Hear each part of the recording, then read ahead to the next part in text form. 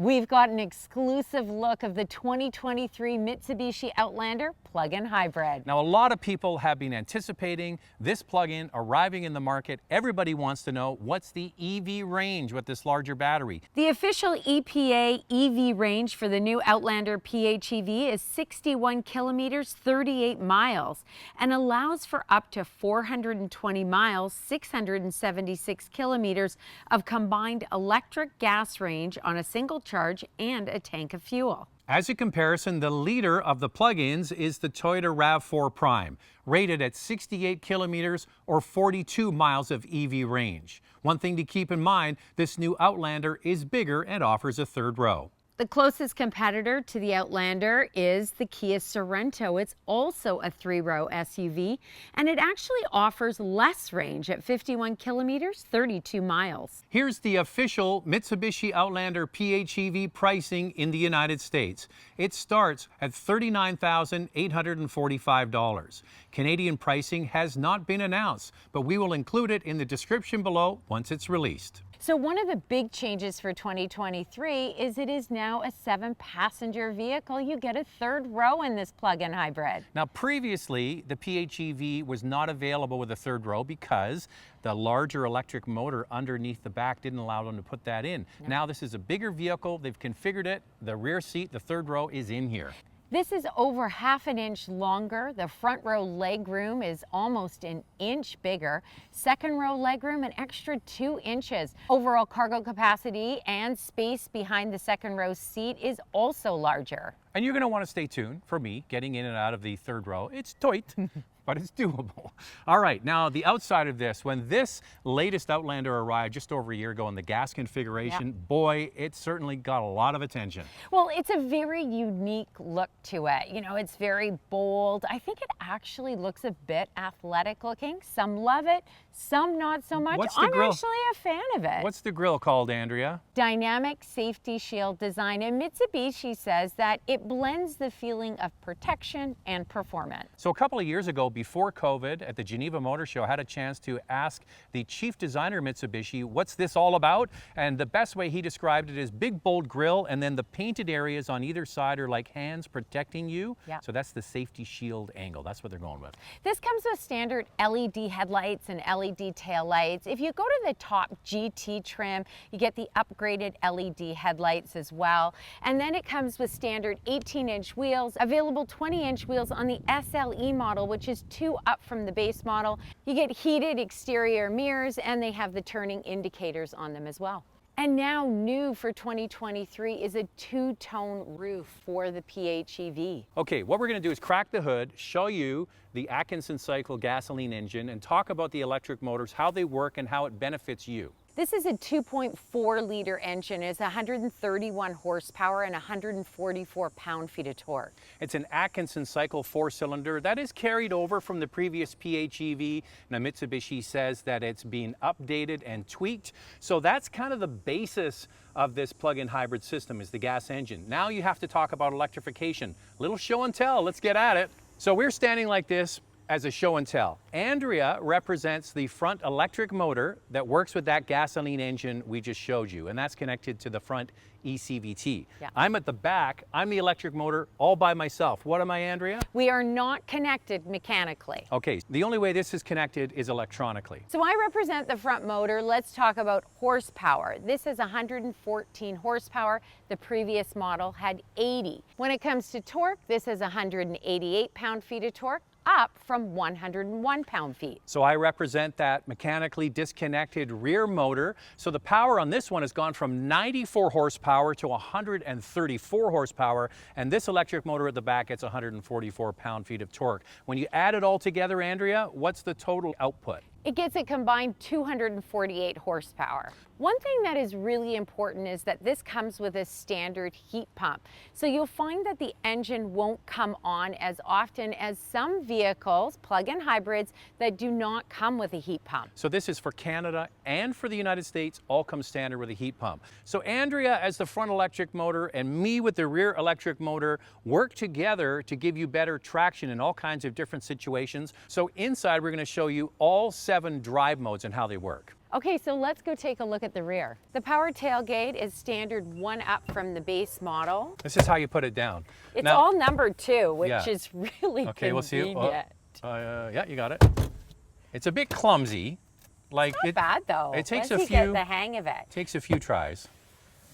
Nice, spacious. One thing to mention: this comes with a tire repair kit, not a spare tire. Yeah. So, tire repair kit. Okay, Andrea does the power door. I'll show you the charging door here. Now, what's new for this latest model is the fact that they have a light in the charging door now. So this not only gives you light at night, it also flashes different colors depending on the status. So on the left, you have the 110 or the 240 charger. But this is what's unique, is this vehicle, the previous PHEV had this as well, has a level 3 charger, one of those DC fast chargers. A lot of plug-ins in this class don't have that. And when you get there and you try to plug it in, it doesn't fit. Andrea has all of the charging numbers, how quick it is to charge. This comes with a standard 3.5 kilowatt onboard charger. For a level 1 charger, 0 to 100 in 16 hours. Level 2 charger, 0 to 100 in 6.5 hours. And with the DC fast charger, you can charge 10 to 80% in 38 minutes. Now the gas tank has also increased in size. It goes from 43 liters to 56 liters. It feels really good to be back in the Outlander. One of the things that was a standout for me the first time around is just how comfortable and luxurious the cabin is. Speaking of the first time around, we had the exact same car, the gas model, same color on the outside, exact same color on the inside. So if you want to watch that full review from about a year and a half ago when the car first came out, so click the card up here for the gasoline model. We're sitting in the top GT trim with the premium package, so this thing is fully loaded. And the seats are really fancy looking. This is the aniline leather, is that what they Yeah, call it? so it's quite smooth. Yeah, softer leather. There's a lot of soft touch materials in here. I love the stitching is almost an orangey color. Yeah, it looks really good. It's supposed to be called tan, but it does have a bit of an orange vibe to it. I really like it a lot. I like the quilted interior in here as well. And there's lots of soft touch materials. You know, at those touch points, you don't find a lot of hard plastic in here. And Mitsubishi really worked on that soft materials were at the touch points, as well as noise, vibration, and harshness. They want to keep the cabin quieter, so it's a more pleasant experience. One nice thing is, sure, there's some shiny hard plastic here, the piano black on the right, but on the left, they've gone with this aluminum faux look. It looks really good. It's nice to see something other than just all shiny hard plastic. Yeah. One thing before we get into all the different trims, because people want to know what different packages you get for the plug-in. Yeah. This is a shared alliance platform with Nissan, Renault, and Mitsubishi. That's the alliance. So this is a modified version of the same platform they use in the Rogue. So this comes standard with cloth seats. You see in here available leather. You'll get leather on the SLE trim, which is 2 up from the base model, and that provides just that little bit of luxury that you might want. It also comes with a power passenger seat and driver's seat memory. So we're here with the product planner from Mitsubishi Motors Canada. He said initially a lot of first buyers will get this fully loaded one. Yeah. But as time goes on, they think that's the one with the base model with the leather seats is the one that's going to be the volume seller. So let's get into the trims. The base trim comes with a 12.3-inch digital driver display, which is pretty awesome for this class. It has an 8-inch touchscreen with wired Apple CarPlay and Android Auto. Now, if you want to get the larger screen, the 9-inch. That's the one we have, yeah. Yeah, with wireless Apple CarPlay and wired Android Auto. Okay, so it's wireless for Apple, wired for Android. That's right. Okay. So you can get that one up from the base model, that larger screen. Also on that trim, you get navigation and a 360 camera. Also a panoramic sunroof, heated steering wheel, a power tailgate, and a power driver's seat. So on the SEL trim, that's where you get the 20-inch wheels. You see them on this vehicle. Quilted leather seats, heated rear seats, that's a nice feature, driver's seat memory, and a power passenger seat. On this GT model, that's where you're going to find the Bose sound system, a head-up display, and a wireless charger. As we mentioned, we also have the premium package that's added onto the GT trim, and that's where you get this smooth leather interior and the front massage seats. It is a good massage seat, actually. For some cars, they're barely moving. This one moves you around quite a bit. So we talked about Andrea being the front electric motor and me being the one at the back and how it all comes together, and it's all done through this dial here. Yeah. There are 7 drive modes to choose from. I don't think I have ever been in a vehicle that has had 7 drive modes. Well, correct me if I'm wrong. Well, maybe a Land Rover Defender. Maybe, yeah. Yeah, it had a lot of drive modes, but this is an average car for average consumers. And one of the things is Mitsubishi really stressed to us when we picked the car up today that they want to look at this as an overall package. So it has to be efficient. It's a plug-in. Yeah. It's got to be roomy enough. It's got the third row. And also they wanted to say that the electric components were used not just for efficiency, for saving money on gas, but also putting the power down when you need it for the right application, and that's what they've done.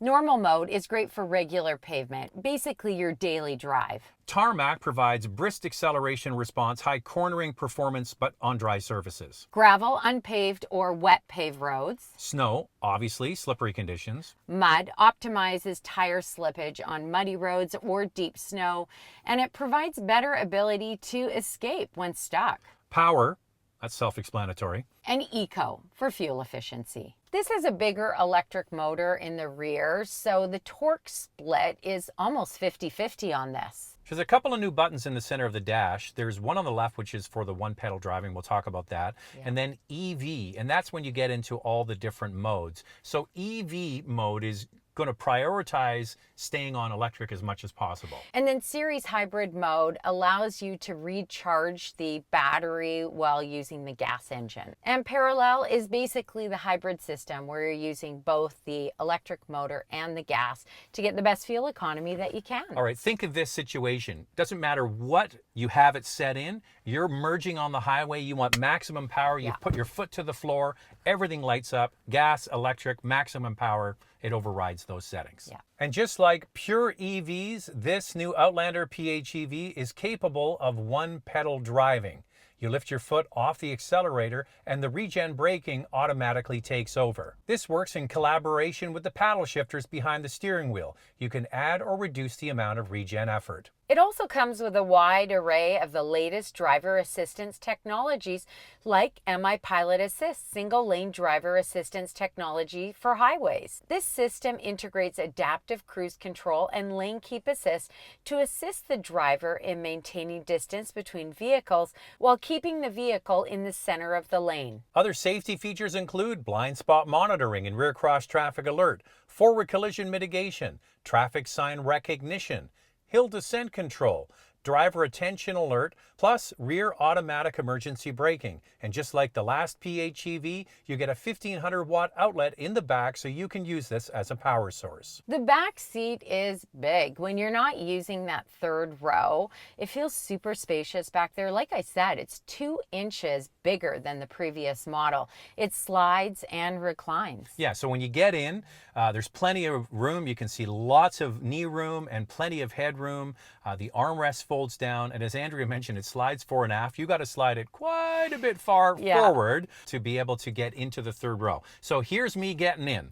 I want to stress, this is what I call a third row of opportunity. Yeah. You're going to sports, there's an extra kid needs to be driven home, you put them back there because that's all it's for kids. And the second row doesn't offer a flat floor. It has just a small hump, so it's not bad for comfort level for somebody sitting in the middle seat. And the second row has air vents, and you can put on the heated rear seats as a passenger or on the driver's side. So it's not that the whole row heats up. And also the back seats fold down almost perfectly flat, and I lay across it, Andrea. I think you could camp in this.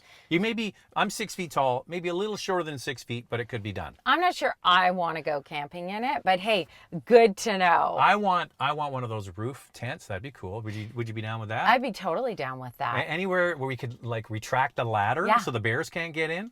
I don't like the bears. Everything's got to be locked down when I go to sleep. I don't want anything getting into the vehicle.